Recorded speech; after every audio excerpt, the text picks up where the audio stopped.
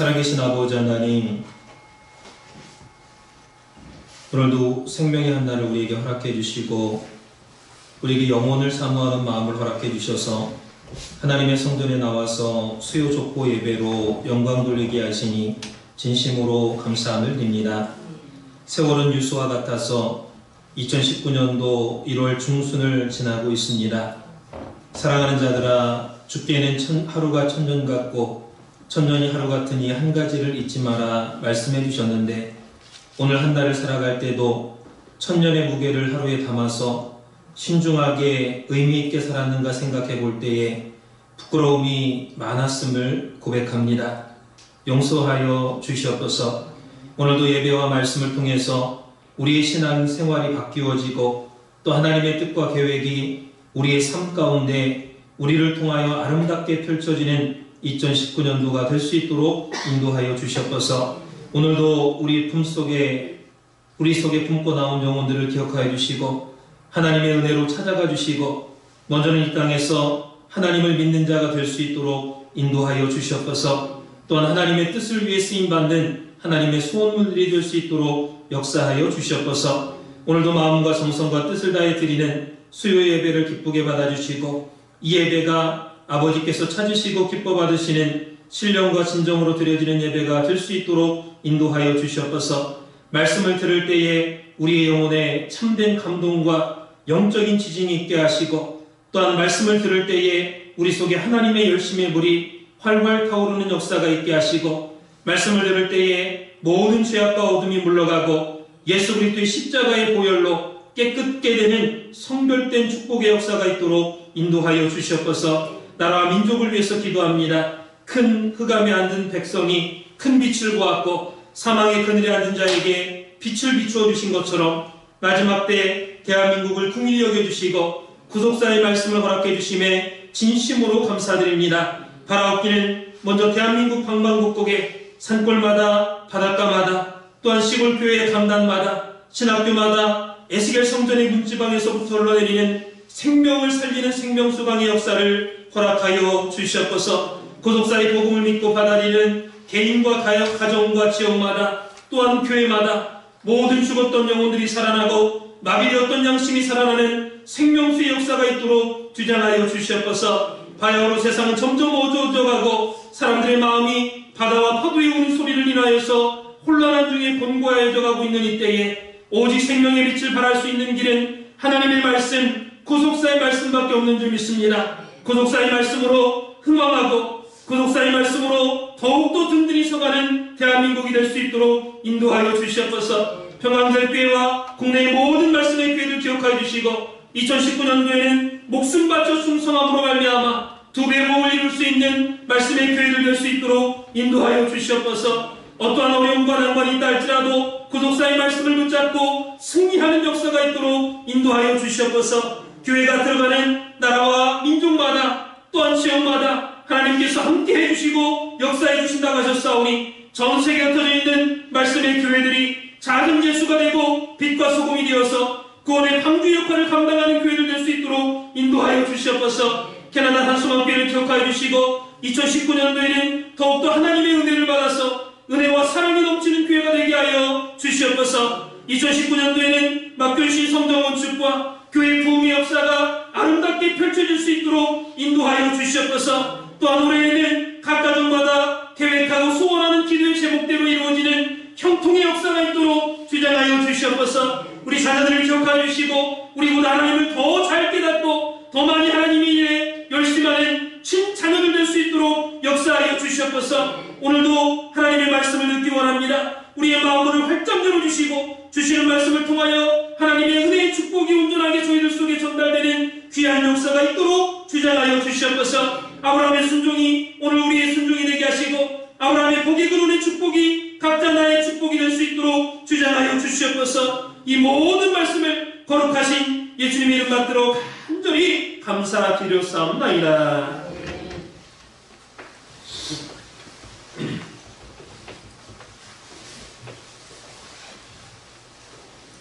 오늘 함께 은혜 받을 성경 낭 시간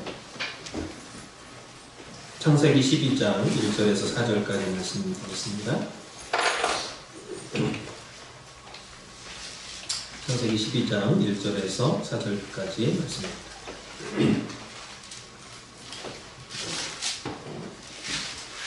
찾은 줄 알고 공부하겠습니다.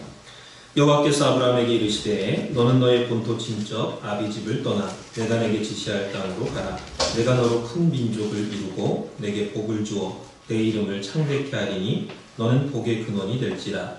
너를 축복하는 자에게는 내가 복을 내리고 너를 저주하는 자에게는 내가 저주하리니 땅의 모든 족속이 너를 인하여 복을 얻을 것이니라 하신지라. 이에 아브라함이 여호와의 말씀을 쫓아갔고 롯도 그와 함께 갔으며 아브라함이 하란을 떠날 때에 그의 나이 75세였더라. 이는 하나님의 말씀입니다.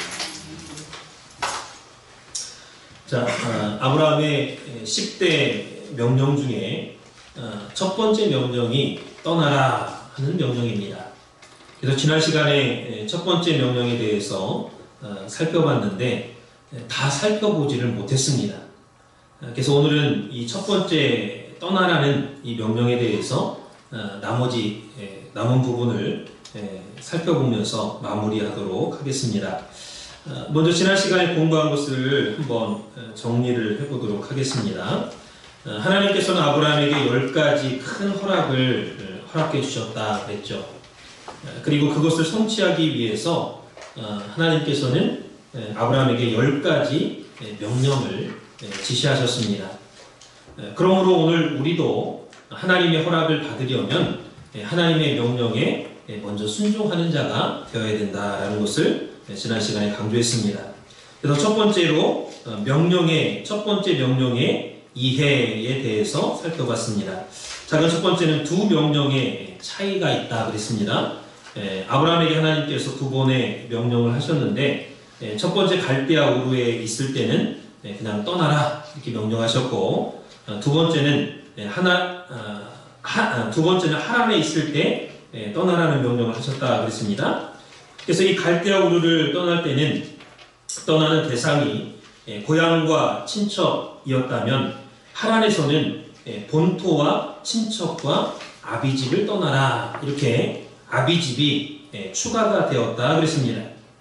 이것은 아버지 데라가 하란에 살면서 가나안에 가기를 거부했기 때문에 하나님께서 아브라함의 아버지인 데라 즉 아비집을 떠나라 이렇게 하란에서는 추가해서 명령을 하셨다라고 살펴봤고 또 갈대아 우르에서 명령하실 때는 영광의 하나님이 보였다 그랬습니다. 그래서 헬라어로 호라오 이것은 보이지 않는 하나님께서 사람의 몸으로 천연하신 사건을 나타내는 뜻이다 그랬고 하란에 있을 때는 단지 음성으로 나타나셔서 떠나라 이렇게 말씀을 하셨다 그랬습니다. 그래서 아브라함이 하란을 떠날 때는 75세였다고 오늘 본문에도 창세기 12장 4절에 나오지만은 갈대아 우르를 떠날 때는 그 나이가 성경에는 나와 있지 않습니다.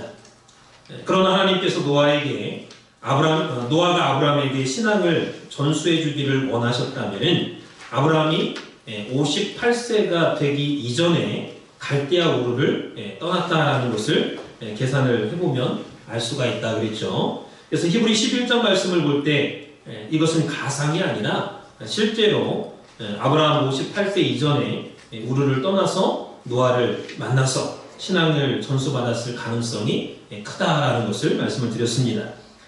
작은 두 번째로 이 떠나라는 명령의 의미를 살펴봤습니다. 그래서 하나님께서 아브라함에게 떠나라 이렇게 말씀하셨을 때 그것은 즉각적인 순종이었다고 했습니다. 즉각적인 순종. 계산하지 않고 즉시로 떠나는 그런 즉각적인 순종이었다. 또 두 번째는 갈 바를 알지 못하는 떠남이었다고 했습니다. 그래서 내가 내게 지시할 땅으로 가라 또는 내가 내게 보일 땅으로 가라 이렇게 하나님께서 명령하실 때 이것은 지금 떠나라라는 거예요. 지금 가라, 지금 떠나라. 그리고 내가 순종하는 것을 보고 앞으로 내가 떠날 곳을 보여주겠다. 내가 지시할 땅 이것은 앞으로 미래에 보여주겠다는 거예요. 네가 순종하면. 그 다음에 세 번째는 말씀과 동행하는 떠남이었다 그랬죠. 그래서 하나님은 아브라함에게 지금 떠나되 말씀과 동행하면서 떠나라 이렇게 명령을 하셨죠. 다시 말해서 떠나면서 하나님께서 무슨 말씀을 하시는지 귀를 기울이면서 떠나라 이 말씀하신 것이죠. 그래서 아브라함은 하나님의 명령대로 순종해서 즉시로 떠났고 또 말씀을 쫓아서 말씀에 귀를 기울이면서 떠났다라는 것을 말씀을 드렸습니다. 크게 두 번째로 이 떠나라는 명령의 내용에 대해서 공부를 했습니다. 지난 시간에. 그래서 하나님께서는 떠나라 이렇게 하셨을 때 떠나라는 그 명령의 내용을 보면 하나님께서 왜 떠나라고 하셨느냐, 그 떠나라고 하신 이유에 대해서 세 가지로 살펴봤죠. 첫 번째는 우상 숭배에서 지혜에서 벗어나게 하기 위해서, 두 번째는 가나안 땅으로 보내기 위해서, 세 번째는 메시아가 오는 길을 준비하기 위해서 아브라함을 이렇게 떠나게 하셨다는 거죠. 그런데 이 떠나라고 했을 때 하나님께서 처음부터 모든 것을 알려준 게 아니라 매일매일 지시를 받게끔 하셨다라는 것. 그렇다면 왜 하나님께서 매일매일 지시를 하셨느냐? 그것은 우리의 길을 인도하시는 분이 바로 하나님이다라는 것을 가르쳐주기 위해서죠. 또 하나님의 인도하심이 점차적이다라는 사실입니다. 그래서 한꺼번에 가르쳐주지 않고 순종했을 때 조금씩 가르쳐주고 또 순종하면 좀 가르쳐주고 이렇게 점차적으로 가르쳐주셨다라는 것. 그래서 우리가 이 땅에서 늘 하나님의 말씀에 주목하고 또 하나님의 명령에 따라서 살아가는 나그네다라는 것을 알려주기 위해서 매일매일 조금씩 알려주셨다 그랬습니다. 그래서 여기까지가 지난 시간에 살펴본 내용이 되겠고, 오늘은 이어서 크게 세 번째로 이 떠나라는 명령의 종말적인 의미에 대해서 살펴보면서 은혜를 나누도록 하겠습니다. 아브라함의 10대 명령 중에 첫 번째, 떠나라는 이 명령의 종말적인 의미. 자, 창세기 12장 1절을 보면 하나님께서 아브라함에게 본토와 친척과 아비집을 떠나라 이렇게 명령을 하셨습니다. 그렇다면 마지막 시대를 살아가는 오늘 우리들에게도 이 세 가지를 떠나야 한다라는 것을 구속사 시리즈 10권에서는 강조하고 있다라는 사실입니다. 그래서 가나안은 우리 신앙생활 가운데 천국에 대한 그림자죠. 그렇다면 우리도 이 천국에, 가나안에 들어가려면 본토와 친척과 아비집을 떠나야 된다라는 것을 10권에서 강조하는 거예요. 자, 그렇다면 크게 첫 번째로 본토를 떠나라 라는 의미. 이 본토를 떠나라 라고 하신 말씀은 물질 만능주의를 떠나야 된다라는 것을 우리에게 교훈해주고 있습니다.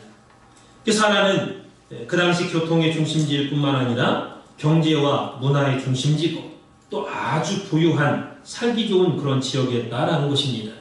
그래서 이 데라는 하란이 너무 살기가 좋았으므로 하란을 떠나기가 싫어졌던 거죠. 그래서 이것은 오늘날도 오늘 우리에게도 마찬가지라는 거예요. 우리가 천국에 들어가기 위해서는 물질 만능주의가 나를 붙잡고 있을 때 그것을 뿌리치고 떠나야 된다는 것을 말씀하고 있습니다. 그래서 이 돈이면 다 해결된다 라고 하는 생각이 바로 물질 만능주의죠. 그러나 이 세상에서는 돈으로 해결되지 못하는 일들이 너무나도 많아요.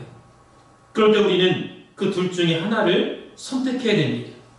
그렇다면 돈을 선택할 것이냐, 하나님을 선택할 것이냐. 중요한 것은 하나님을 선택하면요, 돈도 따라와요. 그러나 돈을 선택하면 하나님은 따라오시지 않습니다. 그래서 우리는 돈과 하나님 가운데 먼저 하나님을 선택해야죠. 그래서 마태복음 6장 24절에서도 너희가 돈과 하나님을 겸하여 섬길 수 없느니라 예수님께서 친히 말씀해 주셨습니다. 그래서 돈도 하나님이 만드신 피조물 중에 하나죠. 피조물 가운데 하나죠. 그래서 저와 여러분이 진짜로 하나님의 뜻을 위해서 일하겠다고 결심하고 순종하면 하나님께서 필요한 것을 채워주신다는 거예요. 그래서 여러분이 진짜 하나님의 일을 하기 위해서 인생을 살면 하나님이 돈이 저절로 따라오게끔 만들어주시는 역사가 있다는 것을 믿으시기 바랍니다. 그래서 어떤 사람은 돈을 쫓아다니죠. 이제 그런 사람은 이제 돈이 도망가요. 또. 예. 어떤 사람은 또 하나님의 일을 열심히 하는데 돈이 따라와요. 예. 그러니까 저와 여러분이 돈이 따라가는, 돈을 따라가는 그런 인생이 될 게 아니라 돈이 따라오는 그러한 인생이 되시기를 바라겠습니다. 마태복음 6장 31절에서 33절 말씀을 보면 무엇을 먹을까, 무엇을 마실까, 무엇을 입을까 염려하지 마라. 그러한 것들은 하늘에 계신 너희 아버지께서도 너희에게 필요하다는 것을 다 아시느니라 그랬습니다. 하늘에 계신 아버지께서 나에게 필요한 것을 더 잘 아신대. 아, 너 뭐 필요하구나? 더 잘 아신다는 거예요. 그러면서 너희는 먼저 그의 나라와 그의 의를 구하라. 그리하면 이 모든 것을 너희에게 더하시리라 그랬습니다. 쉽게 말하면 내가 100만 원이 필요하면 하나님께서 500만 원을 더 주시고 200개가 필요하면 600개를 주시고 이렇게 더 해주겠다. 더 주시겠다 말씀하는 거예요. 그러니까 오늘 우리들도 하나님의 일을 열심히 하면 돈이 도망치는 그런 인생이 아니라 돈이 따라오는 그러한 인생이 되시길 바라겠습니다. 그래서 이 하란은요, 히브리어 뜻을 보면 황폐한 그런 뜻입니다. 황폐한, 하란, 그 뜻이 황폐한. 이 하란이 비록 물질적으로는 풍요로운 도시였지만은 하란에 계속해서 머물러 있으면 결국에는 우리 영혼이 황폐해지고 우리 인생이 황폐해진다라는 것을 가르쳐주는 메시지죠. 그래서 이 하란에 머물러 있지 말고 가나안으로 옮겨가는 사람이 되라라는 것을 가르쳐주고 있습니다. 그래서 이 아브라함은 돈에 대한 욕심이 없었어요. 그러므로 하나님께서 그 아브라함의 마음을 보시고 아브라함에게 큰 복을 주시고 부자가 되게 해주셨다라는 것을 기억하시기 바랍니다. 그 어떻게 할 수 있느냐? 아브라함이 헤브론에서 호박까지 약 346km나 되는 그 거리를 왕복으로 692km를 갔다가 쉬지도 않고 갔다가 이기고 또 조카 롯과 모든 사람들을 구해갖고 또 그 거리를 돌아왔어요. 그랬을 때 롯만 구한 게 아니라 소돔 사람들까지 다 구해왔습니다. 또 약탈당했던 재산도 다 찾아왔어요. 올 때 예루살렘 근방 모리아산에서 멜기세덱과 소돔 왕을 만났죠. 창세기 14장 21절 보니까 소돔 왕이 아브라함에게 제안을 하고 있습니다. 뭐라고 했느냐? 내가 우리 백성들을 구해줘서 너무 고맙다. 사람들만 나한테 주고 재산은 네가 다 가져라 그랬습니다. 소돔 왕이. 그랬을 때 아브라함이 너 싫다. 찾아온 사람들은 다 돌려보내겠다. 돌려보내겠다. 그리고 내 재산들도 다 가져가라. 내가 너 때문에 부자 됐다는 소리를 나는 듣기를 원치 않는다. 나는 하나님 때문에 부자 됐다라는 소리를 듣고 싶지 네가 전쟁에 이겨갖고 빼앗겼던 물건 찾아온 거 그거 고마워가지고 그거 준다고 해갖고 그래서 부자 됐다는 소리를 나 듣기 싫다라는 거죠. 듣기 원치 않는다. 이렇게 깨끗하게 거절했습니다. 그 말씀이 창세기 14장 21절에서 23절에 나와 있습니다. 거기 보니까 소돔 왕이 아브라함에게 이르되 사람은 내게 보내고 물품은 내가 취하라. 아브라함이 소돔 왕에게 이르되 천지의 주제시요 지극히 높으신 하나님 여호와께서 내가 손을 들어 맹세하노니 내 말이 내가 아브라함으로 치북해 하였다 할까 하여 내게 속한 것은 물론 한 실이나 신들매라도 내가 취하지 아니하리라. 그러니까 이 소돔 왕 때문에 부자가 됐다. 이런 말을 듣기를 원치 않는다 그랬어요. 그래서 내가 신들매 하나라도 신짝 하나라도 나 안 갖겠다. 이게 지금 얘기하는 거예요. 그래서 이러한 마음을 아브라함이 품었고 가졌기 때문에 하나님께서 아브라함의 그러한 마음을 보시고 복을 쏟아부어 주셨다라는 것을 기억하시기 바랍니다. 그래서 아브라함은요 이러한 물질 만능주의로부터 또 물질로부터 마음이 떠났어요. 그래서 오늘 우리도 마찬가지입니다. 우리가 왜 하나님 앞에 죄를 짓게 되느냐? 죄를 짓는 것을 자세히 이렇게 따라가 보면요 결국은 돈과 다 연결이 되어 있어요. 돈과. 돈 때문에 하나님을 못 떠난다라는 거예요. 돈 때문에. 아브라함이 돈을 떠났듯이 오늘 저와 여러분들도 돈을 떠날 때 하나님께서 여러분을 큰 민족으로 세우시고 또 크게 여러분을 통해서 복을 주시고 또 크게 역사하는 그러한 역사가 있을 줄 믿습니다. 그게 두 번째로 하나님께서 아브라함에게 친척을 떠나라 했습니다. 친척을 떠나라. 이 친척을 떠나라는 말씀은 사람의 뜻을 떠나라 라는 의미와 같습니다. 사람의 뜻. 여기 친척은 바벨탑을 쌓을 때에 신앙의 자유를 찾아서 먼저 하란 근방으로 옮겨 사는 아브라함의 그 위의 조상들을 의미합니다. 그래서 우리가 창세기 11장의 족보를 보면 노아부터 아브라함에 이르기까지 노아, 셈, 아르박사, 셀라, 에벨, 벨렉, 루, 수로, 데라, 아브라함 이렇게 10대 조상을 말씀을 하고 있죠. 그런데 이 창세기 10장 25절을 보면 벨렉 때에 바벨탑을 쌓고 언어가 혼잡게 되고 그때의 세상이 둘로 나뉘었다고 했습니다. 그래서 바벨탑을 쌓을 때에 노아와 셈, 아르박사, 셀라, 에벨까지 살아있었어요. 그래서 이들은 벨렉이 바벨탑을 쌓는 데 있어서 그 동참하는 것을 반대했습니다. 야, 너가 하나님의 뜻 아니야? 그거 동참하면 안 돼. 그러나 벨렉이 말을 듣지 않고 계속해서 바벨탑 쌓는 일에 동참한 거예요. 그래서 그들은 그 바벨 그 지역을 떠나서 갈대아 우르를 떠나서 하란 쪽으로 가서 살고 있었던 것입니다. 그런데 하나님께서 이 아브라함을 하란으로 보내서 이 사람들을 통해서 그 조상들을 통해서 구속사를 교육받도록 하신 거예요. 그렇다면 이들은 어떠한 구속사를 알고 있었느냐? 어떠한 내용을 아브라함에게 가르쳤겠느냐?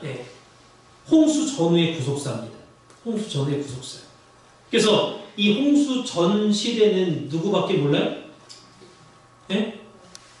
노아하고 셈까지는 알겠죠. 방주 짓기 전에 살았으니까. 그래서 이 노아나 셈은 홍수 전에 있었던 어떤 일이 있었는지 그 시대가 얼마나 타락했는지 잘 안다 그 말이에요. 그리고 하나님이 어떻게 해서 심판하셨는지 그리고 홍수 후에 세상이 심판을 받아 어떻게 됐는지 다 죽고 어떻게 또 새로 생겨났는지 그거 모르잖아요. 근데 그 믿음의 조상들이 그걸 알려줬다 그 말이에요. 그리고 바벨탑을 쌓을 때 그 전과 후의 구속사를 아브라함은 몰라요. 왜? 바벨탑 쌓은 한참 후대 사람이니까. 왜 바벨탑이 무너졌는지 몰라요. 그래서 이러한 것들을 배우게 하신 거죠. 창세기 12장 1절에 보니까 만약에 하란에 아브라함의 친척들이 살지 않았다면 하나님께서 굳이 창세기 12장 1절에 야 아브라함아 너 본토 친척 아비집을 떠나라 이렇게 말씀할 필요가 없죠. 친척을 그거 빼야죠. 친척이 없는데 뭘 친척을 왜 넣어. 근데 친척이 살았기 때문에 본토 친척 아비집 친척이 들어간 거예요. 친척을 떠나라.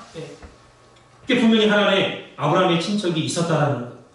그리고 그 친척들과 교류를 통해서 홍수 전후의 구속사나 바벨탑 전후의 구속사를 배우게 하셨다라는 것입니다.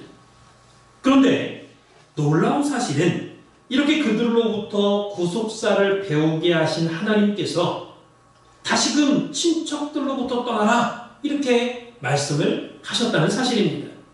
그럼 왜 그러셨을까?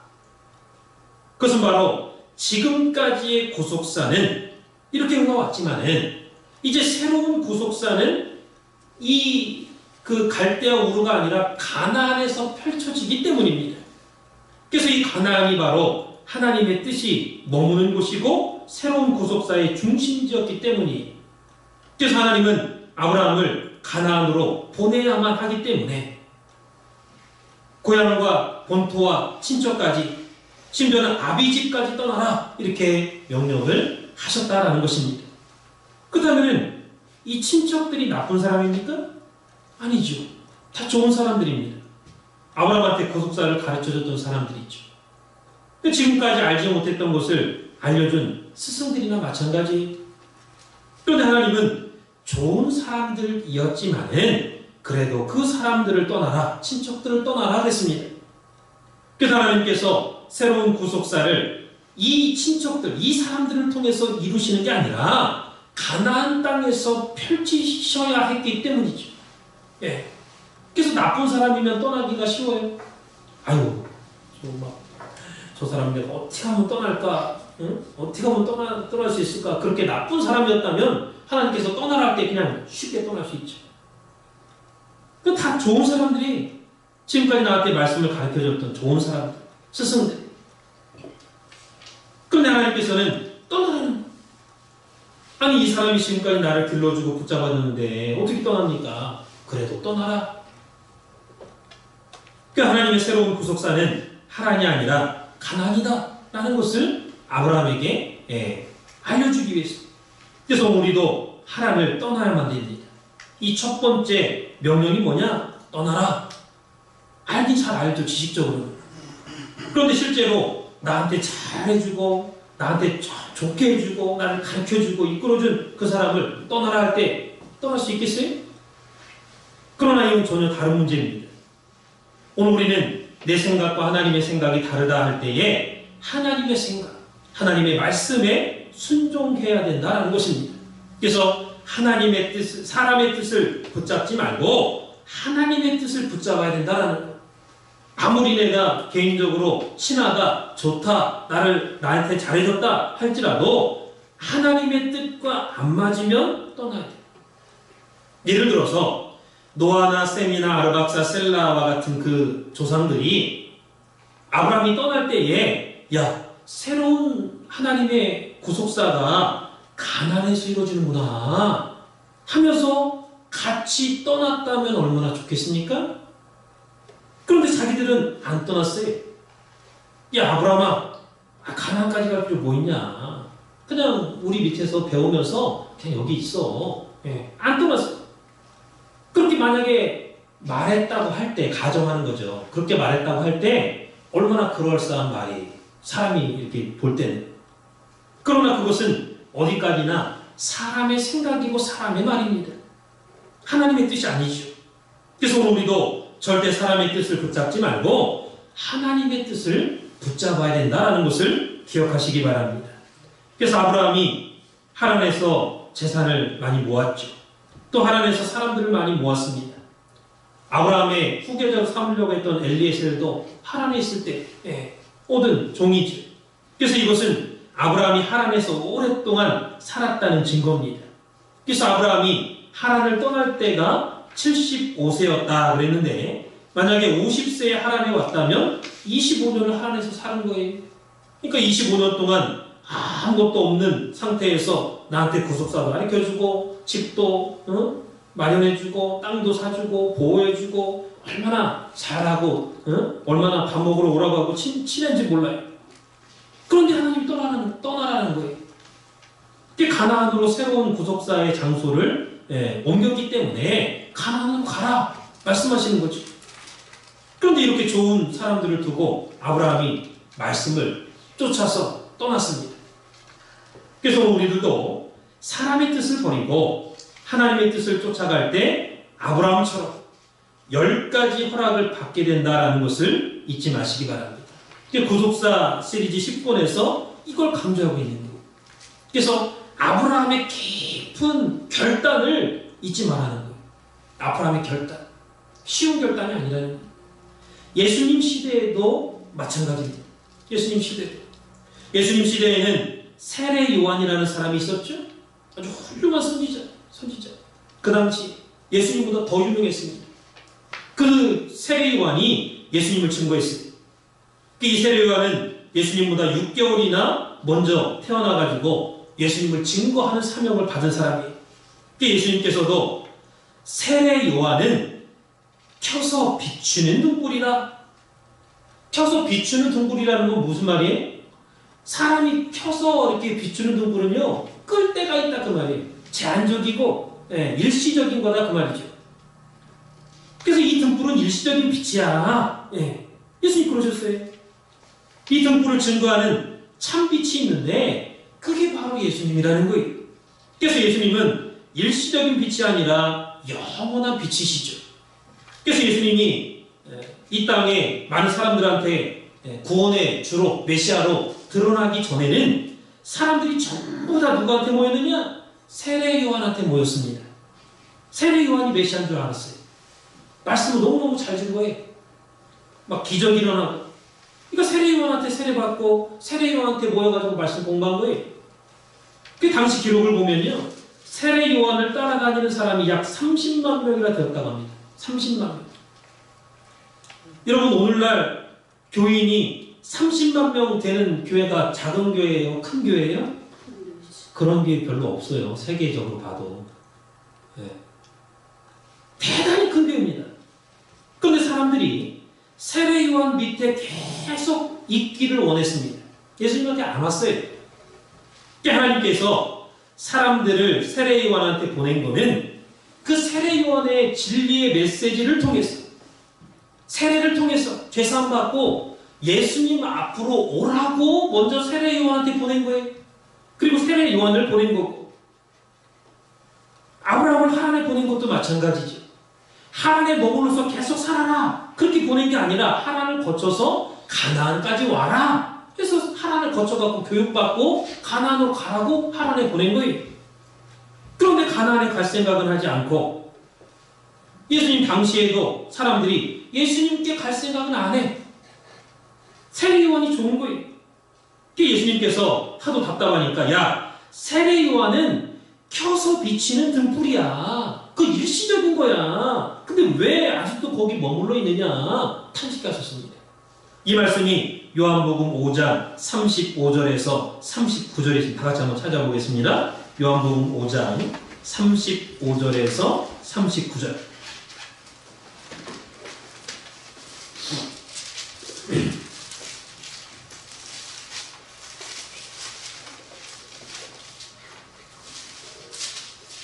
한 목소리로 공부하겠습니다. 시작.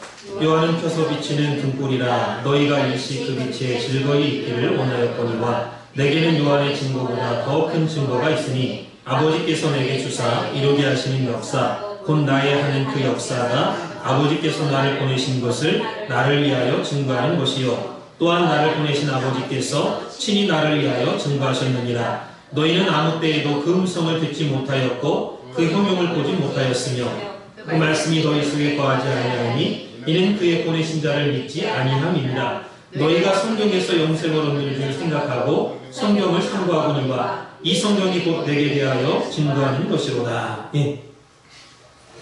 나는 세례 요한이 증거하지 않아도 나를 증거하는 분이 있다는 거예요. 첫 번째는 내가 한 일이 나를 증거한다. 두 번째는 아버지께서 나를 증거한다. 하나님 아버지께서. 세 번째는 성경이 나를 증거한다고 했습니다. 그러니까 세례 요한은 나를 증거하라고 보냄을 받았는데 이 세례 요한이 나를 증거하지 않는다 할지라도 걱정할 필요 없다. 왜? 예수님이 한 일을 잘 보면은 그 일 자체가, 야, 저분이 하시는 일 보니까 저분이 진짜 메시아구만. 그 한 일이 증거한다는 거예요. 그리고 하나님 아버지께서 예수님과 함께하기 때문에 기적이 일어나고, 예수님과 함께하기 때문에 그 말씀을 들어도 막 권능이 막 나타나고, 그 아버지가 증거하고, 그 다음에 성경이 증거한다고 했습니다. 오늘 우리들도 내가 하면 안 된다, 이 생각을 가지면 안 돼요. 아무리 인간이 붙잡고 있어도 하나님 스스로 일하시는 분이 하나님은. 세례 요한이 아무리 붙잡아도 자기 제자들 예수님한테 가는 거 붙잡는다 할지라도 하나님께서 증거하시고 예수님이 하신 일이 증거하시고 성경이 예수님을 증거하기 때문에 하나님의 일이 이룰 수밖에 없다, 그 말이죠. 그래서 오늘 우리도 하나님에 머물러 있어서는 안 됩니다. 세례 요한한테 머물러 있지 말고 가나안으로 와서, 다시 말해서 참빛 되시는 예수님을 만나야 된다는 것입니다.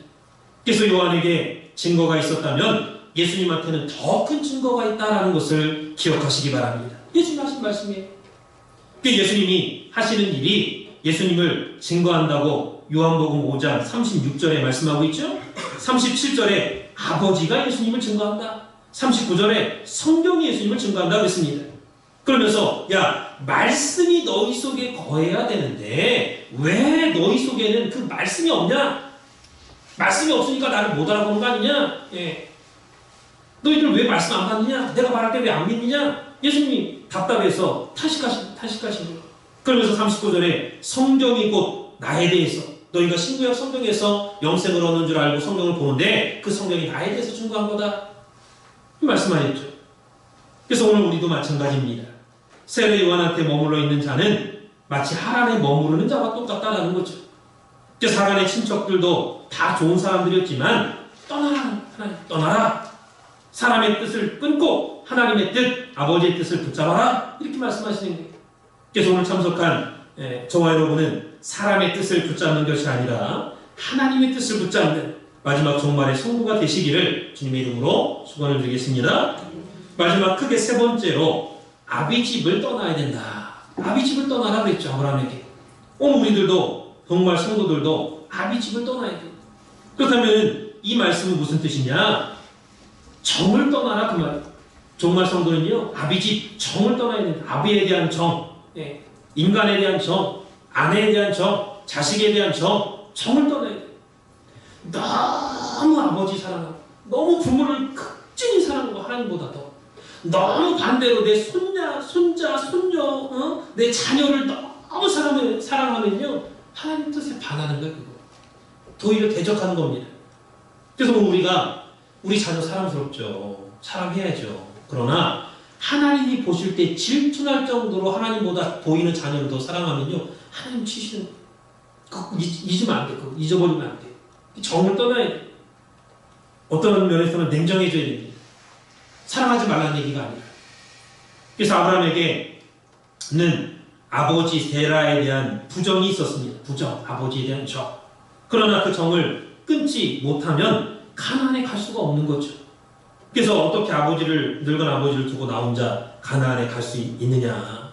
이 늙은 아버지를 하나님께 맡기면. 근데 내가 돌보는 것보다 하나님이 돌봐준 게 더 나아요.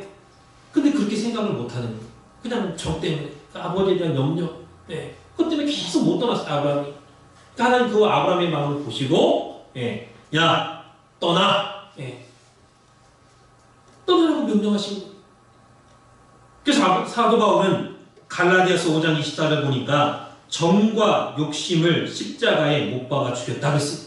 예수 그리스도를 믿는 사람들은 정과 욕심을 십자가에 못 박았느니라.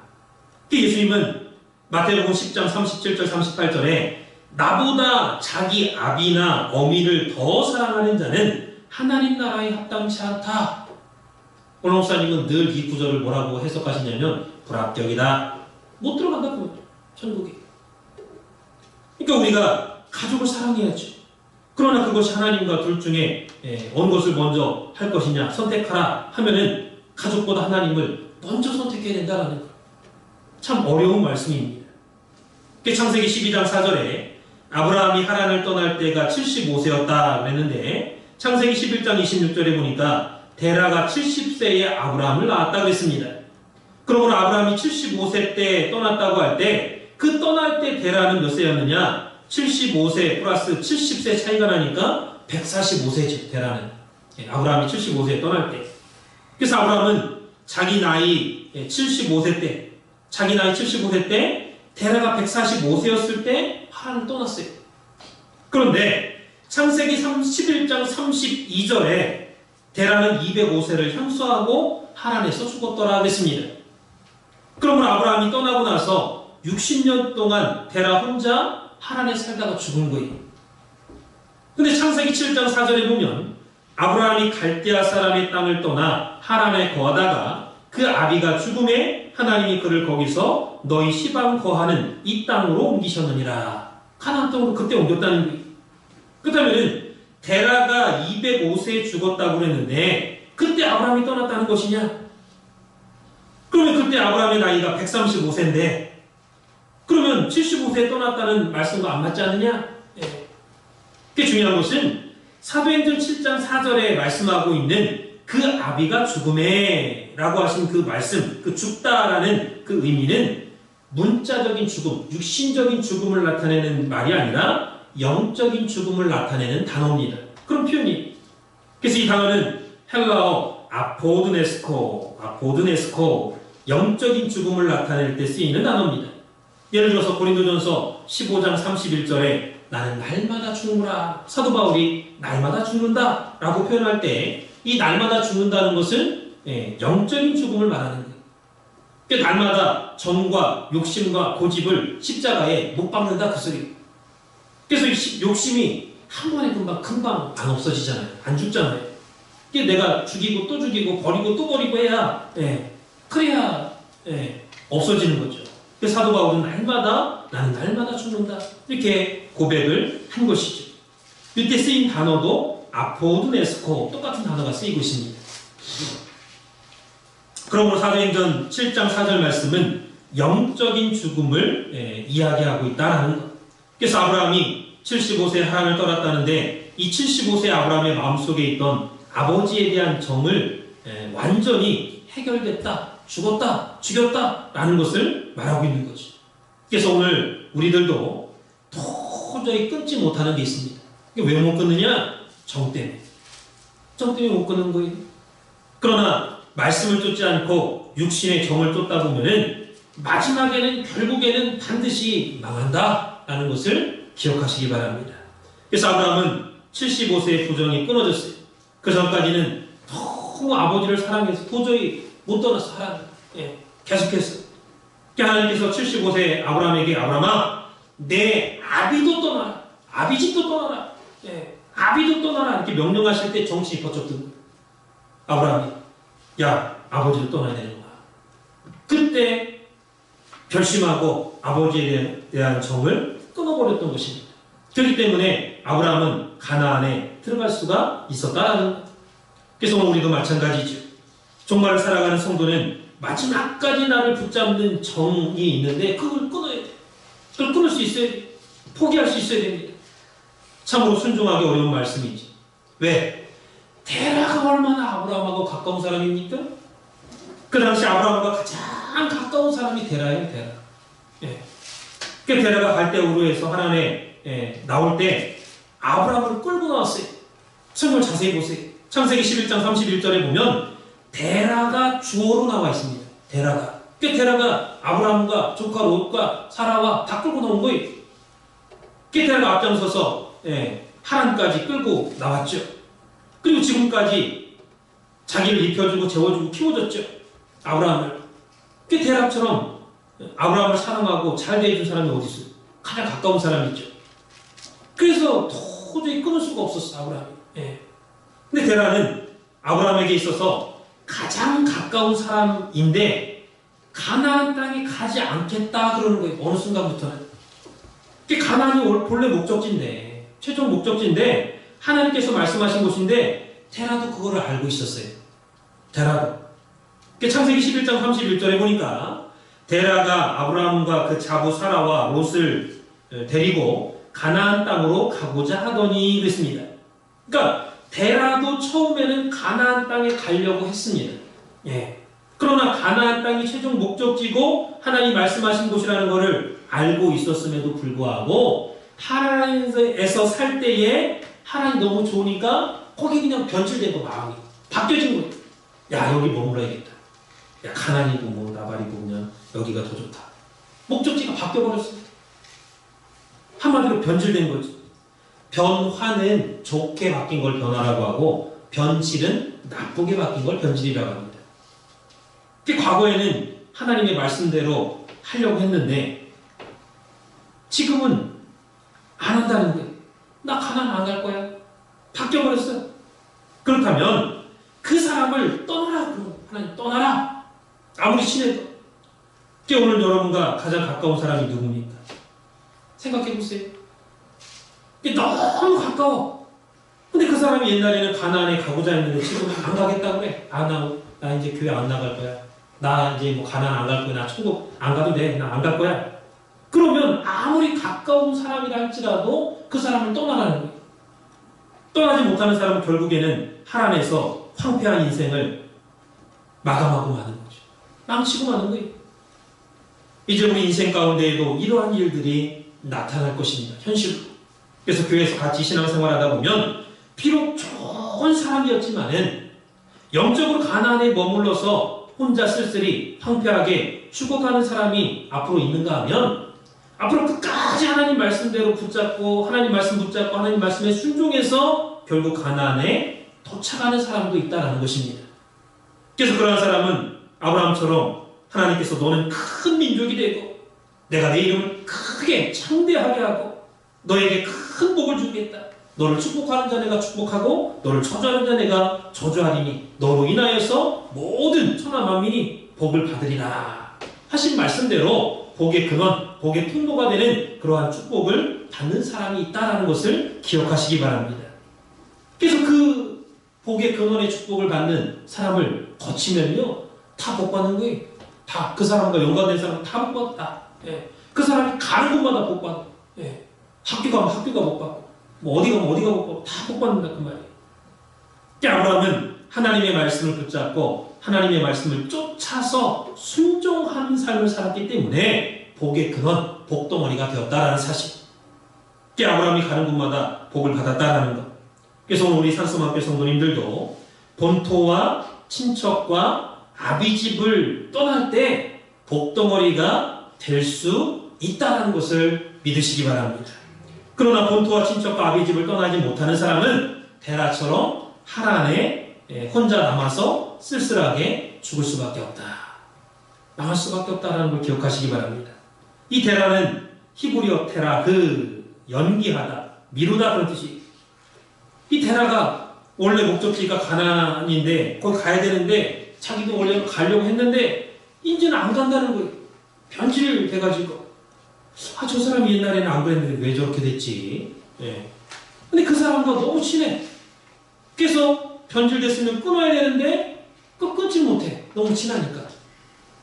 하란에 머물러 있으면 결국엔 내 인생도 그 사람하고 똑같이 황폐한 인생으로 바뀌어지게 된다는 거예요. 딱 끊고 하나님의 말씀을 따라서 가나안으로 가시기 바라겠습니다. 그러면 분명히 여러분도 아브라함처럼 복덩어리가 되고 복의 근원이 되고 여러분들을 통해서 여러분들의 가족이 복받고 친구와 친척들뿐만 아니라 교회와 많은 사람들이 복을 받는 역사가 있다는 것을 믿으시기 바랍니다. 그러므로 오늘 본토 친척 아비집을 떠나라 라고 하시는 이 말씀 속에는 참으로 엄청난 하나님의 축복과 명령이 또 저주가 함께 담겨있는 명령이 이 명령을 쉽게 생각하면 안 돼요. 간단하게 생각하면 안 됩니다. 이 명령을 절대 순종하지 않으면 인생이 나중에는 갈라지는 두려운 명령이죠. 갈라질 수밖에 없는. 떠나라 했을 때 떠나면 어떻게 되고 떠나지 않으면 어떻게 될 수밖에 없는. 그 말씀에 내가 순종하느냐 안 하느냐 그걸 먼저 우리에게 선택권을 주신 거예요. 선택은 우리가 해야 됩니다. 그래서 오늘 본토 친척 아비집을 떠나라는 이 하나님의 명령 앞에 순종해서 가나안에 가시겠습니까? 아니면 그 사람과 너무 친하기 때문에 너무 좋으니까 그 사람 붙잡고 하란에 그냥 머물러 있으시겠습니까? 오늘도 올바른 선택을 하시는 우리 산수만교 모든 성도님들 되시기를 주님의 이름으로 축원을 드리겠습니다. 기도하겠습니다.